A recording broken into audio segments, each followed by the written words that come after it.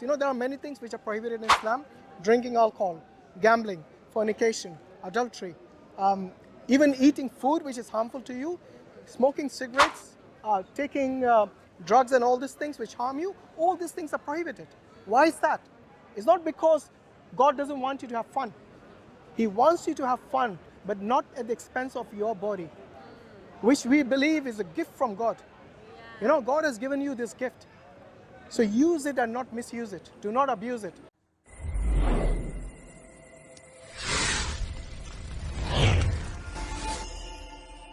Humans, therefore, just aren't strong enough. They're not convincing enough. Right. So why do you think women cover? And by the way, this is not only in Islam. I think in many faiths they cover. For example, in the Catholics, the nuns cover. Yes, from head to toe. In Islam, the women cover. Yes. And these are believing women. I know headscarves. Yeah. And by the way, there are a lot of Muslims who don't cover. Yeah. We don't say that they are outside the fold of Islam. We don't say that. They are still Muslims.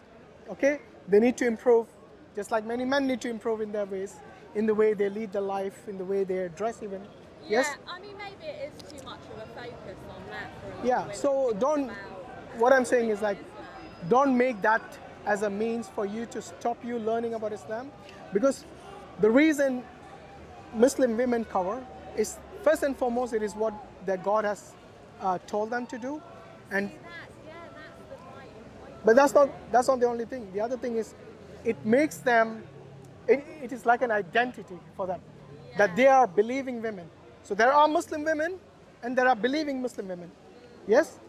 And this is how you distinguish them. Now imagine if there is a woman who is not dressed appropriately and she's walking by a building site, construction site, and there are men working there, and they wolf whistle her and they make some nasty remarks. What is she going to do? She's just going to walk by, isn't it? Now they see a nun walking past, or a Muslim woman covered from head to toe. Trust me, the same men, when they look at them, they will show them respect. Why do you think is that?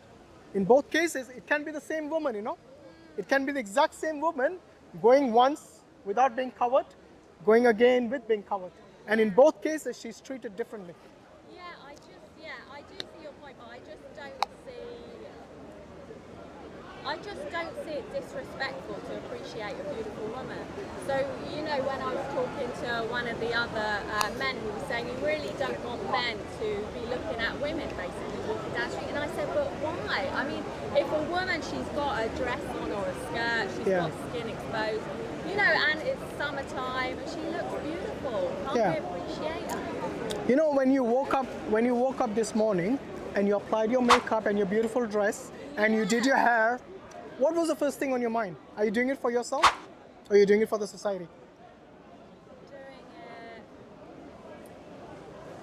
I would say doing it for myself, but because we are social beings. Let's be real, come on. I mean, let's be real. No, honestly, I would say that. Are there any other women here? I've given it a lot of thought about tattoos, about makeup, and the thing is, when you look at ancient man, they have always decorated their bodies. I used to think it was really shallow.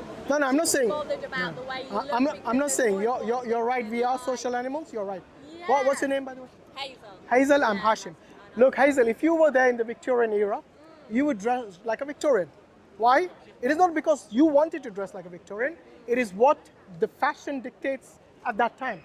Yeah, we want to fit in. And guess who has always been the leaders in fashion? What are you going to say, religious? No. Is it men or women? Who are the Gucci's? Who are the Versace's? Who rules all these empires, the fashion empires? Even today, it has always been men. The men have been dictating to you since ages without even knowing what to wear and what not to wear.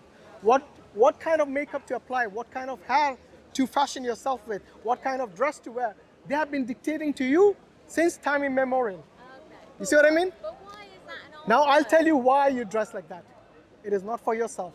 It is not even for the people around. It is for those fashion gurus. They wanted to dictate how you should dress. Even though those heels, which many women wear, you're not wearing that, alhamdulillah, many women wear them and they all know that it is the most, it is something that is so uncomfortable that many of them, by the evening, they have already got it in their hands. You know why? Because that's not natural. No. To But why would that be an argument for women then to no, I'm dress just in a telling religious you the way? reality of society. If you don't want to do it for God, you'll do it for men. And this is what's happening in every fashion world that everyone who adopts fashion of that particular time and era. If you're not going to do it for men, if you're not going to do it for God, you'll definitely do it for someone else. And that, trust me, at the end will not be for yourself. See what I mean? So then shouldn't we be thinking that women should dress for themselves rather than, oh, don't dress for men, so dress for God instead? No, look, God is not saying to dress for Him. God is telling you what is good for you. What is good for you and for your family and for the environment and everything. You know? Look, Yeah. God is The also, thing is, by the God way, tells me it's good for me to yeah, know myself. God has also told the man to lower the gaze. And it's to lower the gaze, not to look at something which is harmful or something which harms you, spiritually. And God has also told the women to lower the gaze. In both cases, it's an equal responsibility. Yes? And there are things that God has told men, like for example, the financial responsibility in Islam is always of the men, never of the women. Even if the woman is earning more than the man, then it is still his responsibility. Yes? And by the way, it doesn't mean that the wife, if she wants to help out in the family, she can't, she has to. But for her it's voluntary, for the man it's mandatory. Yeah. Would you say that is something which is discriminatory for the men? Discriminatory for them. If they are the ones given the financial responsibility all the time? No, I would not. Of course you would like that. You would like them to pay your bill at the restaurant, even if you were dating them, if you were not even married to them.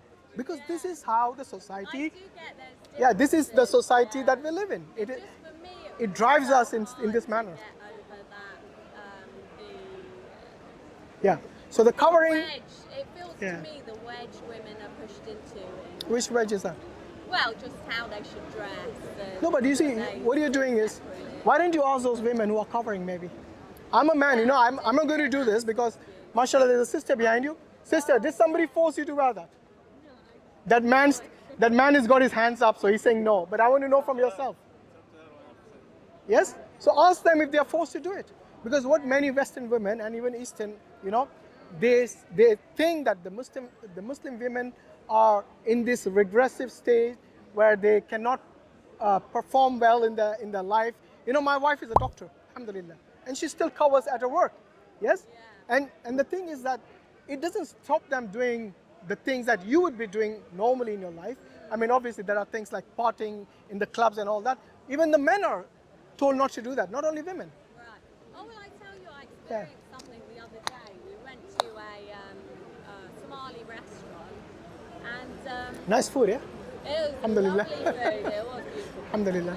And we got ushered to sit in a booth with curtains around it. Oh, wow. Because I was a woman. MashaAllah. So I mean, I had no problem with that because I have freedom outside of the restaurant. Yeah. But if that was my life to sit behind a curtain, we could hear the men chatting, speaking to the staff, having a big talk, and I totally agree. You come from a culture and a tradition which is different. Let me ask you this: if you were given a place, let's say in a cinema, yes, and you were given this exclusive place where only you and your husband are with you, Yeah. yes, would you feel special? Even if there was a curtain, even if there was a curtain there where nobody can see you, you can only see the screen, would you not feel special? In fact, people would pay premium to be in that situation. They would pay extra money. So you should go and thank that Somali, give them extra tip, next time, inshallah. Yeah, we did. Yeah, we had a nice. Look, it's how we perceive the world. If you're going to think that this is something which demeans you, then everything you will see around you, you will interpret it as such. Yeah. Just put a I positive can spin on see certain it's things, demeaning. I and you'll just get, saw it as inshallah. my wing. Yeah, of The course. evening could have been much richer. Basically, the more people you speak to, I think, life is richer. Yeah. No, look, nobody stops you speaking, even if you're in a hijab. Yeah, but unnecessary flirtation is what Islam doesn't prohibit. It is something that Islam prohibits. Yeah. So this is what we are saying. It is, look, end of the day, when your husband or your wife, when they're alone at home, yes, and you're away from them, either at work or somewhere else, yes, you wouldn't expect them to bring some stranger to your home and, get busy with them. You wouldn't want that, because that shows that you respect her even when she's alone, or when you will respect him when he's alone at home. And this is what Islam is telling us, to respect each other. You're not a competition. You help out each other. So what Islam does by telling the women to cover and for the men to lower their gaze is that this evil that we find in the society, it is something that can get us quite easily. Yes, today our youngsters have been exposed to videos and pictures, even though they might be doing it behind our backs. It's so easy to do that through the internet, Pornography has become like mainstream today. And there's no laws against this. Nobody stops anyone anymore. Yes, it's become so common that people even stop talking about it as being something evil. Whereas back in the days, when our parents and grandparents were around, they would go to lengths to stop such things. Yes, they would question who is your boyfriend. Why would they do that? They were still non-Muslims. Yes. Why would they do that and not today? Today, it's like, oh, I need my freedom of speech, my freedom of space. Yes, have that, but within boundaries. But if you go beyond that means, and that is what Islam does. There are many things which are prohibited in Islam: drinking alcohol, gambling, fornication, adultery, even eating food which is harmful to you, smoking cigarettes, taking drugs and all these things which harm you. All these things are prohibited. Why is that? It's not because God doesn't want you to have fun. He wants you to have fun, but not at the expense of your body, which we believe is a gift from God. God has given you this gift. So use it and not misuse it. Do not abuse it. Well, thank you. We better go. But Yeah, thank no you. problem. So inshallah, read that Quran that you guys have. Maybe. And you got any Qurans on Islam? Sorry, any questions on Islam? Please come and ask. But it's a pleasure talking to you. Take care, guys. Jazakallah khairan. Assalamu alaikum wa rahmatullahi wa barakatuh. Don't forget to subscribe to DawahWise, inshallah. Jazakallah khairan. And all the other channels.